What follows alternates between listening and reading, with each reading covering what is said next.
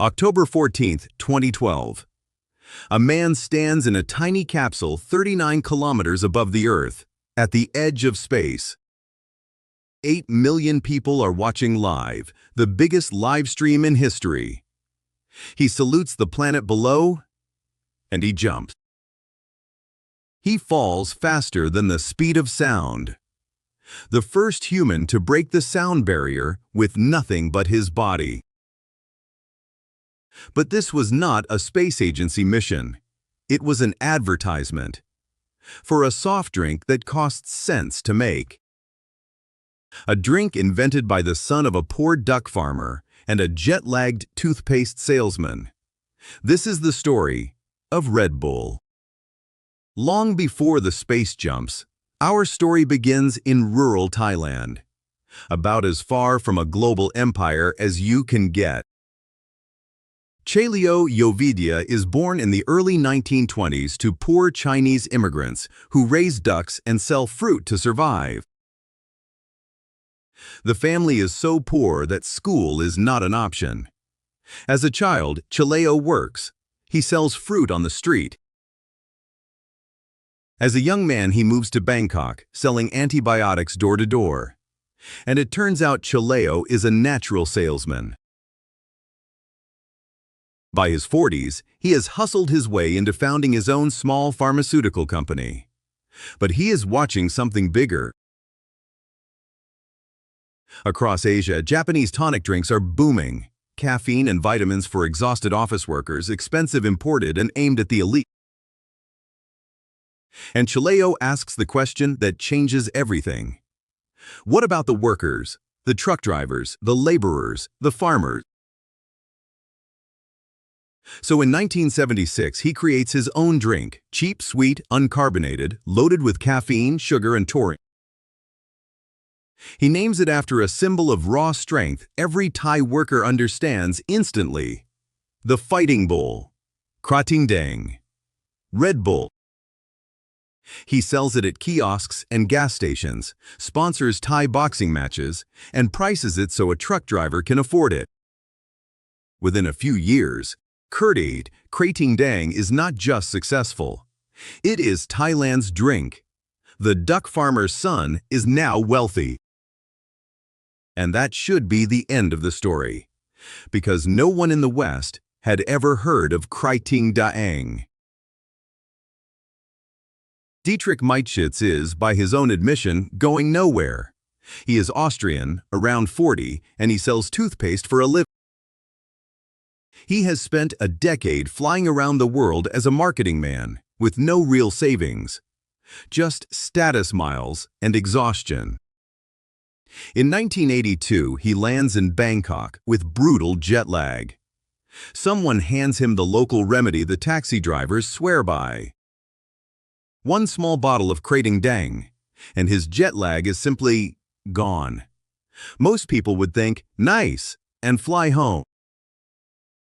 But Mateschitz is a marketing man, and soon he learns that a Japanese tonic maker is among the top taxpayers in Japan. Tiny bottles, massive profits, and in the entire Western world, nobody is selling anything like this. The category does not exist. So he tracks down the man behind the drink, and in 1984, the two strike a beautifully simple deal. Chaleo and Mateschitz each invest $500,000. Each takes 49%. Chaleo's son gets the final 2%. The Thai family keeps control. The Austrian runs the business. A handshake between two outsiders, and Red Bull is born. Mateschitz quits his job at 40 to sell a Thai truck driver's drink to Europeans. His friends think he has lost his mind. The market research agrees. The verdict is brutal. No one will drink this. The taste is a problem. There is no market. His response becomes legend. No market? Perfect. We will create one. He spends 3 years reshaping the recipe for the West. He carbonates it, cuts the sweetness, designs a slim silver and blue can that looks like nothing else on any shelf. and he prices it at triple the price of a cola. Not despite the cost, because of it. The price says, "This is fuel." In 1987, Red Bull launches in Austria. And then things get weird. There is no traditional advertising. Instead, Mateschitz hires students, hands them free cases, and tells them to throw parties. Red Bull appears wherever young people are exhausted and wired: nightclubs, universities, ski resorts. It spreads like a rumor, not a product. According to marketing legend, teams would leave crushed empty cans on club tables, so it looked like everyone was already drinking it. Do not tell people it is cool. Let them discover it. That was the entire playbook. And then came the bans. Regulators in Germany, France, and Denmark refused the drink. Too much caffeine, too much taurine. Rumors spread that it was liquid cocaine. A normal company fights rumors. Red Bull let them run. Every ban made headlines. Every headline made teenagers desperate to try it. Students smuggled cans across borders. The forbidden drink became the coolest product in Europe, with almost zero advertising spend. But the real genius was Rule 3. Red Bull does not sponsor sports. Red Bull owns them. Instead of renting a logo on someone else's event, Mateschitz invents entire sports from scratch. Flugtag, cliff diving, ice cross racing.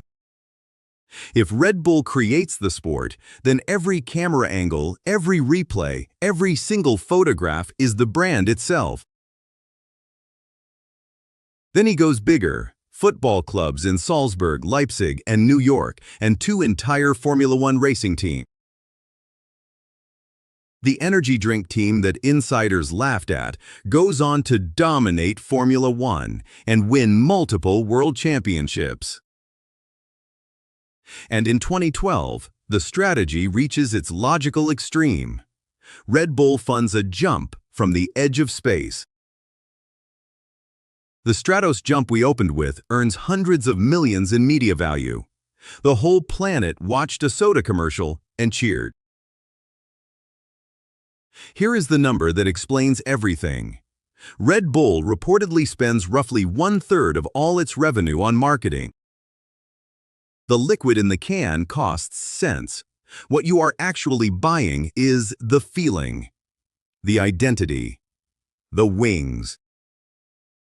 Red Bull is not a drink company that does marketing.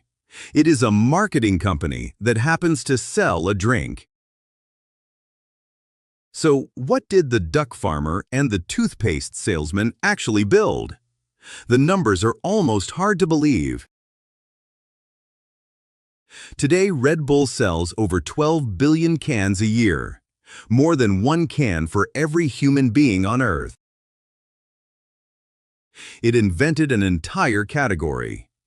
Every energy drink on the shelf today exists in a market Red Bull created from nothing. Chaleo died in 2012 as one of the richest men in Asia. He gave almost no interviews his entire life. His family still controls 51% of Red Bull, one of the greatest passive fortunes ever created. Mateschitz died in 2022 as the richest person in Austria, worth over $20 billion. Everything about this company was wrong. The founders, the taste, the price, the bans. The experts all said no. But they understood what the experts missed. Exhausted people do not buy flavor, they buy energy. People buy identity, not product. A duck farmer's son who bet on the workers. A jet-lagged salesman who bet on a feeling. 2 men, 1 handshake, $500,000 each, and an empire with wings. If you enjoyed this story, subscribe for more true business stories, and I will see you in the next one.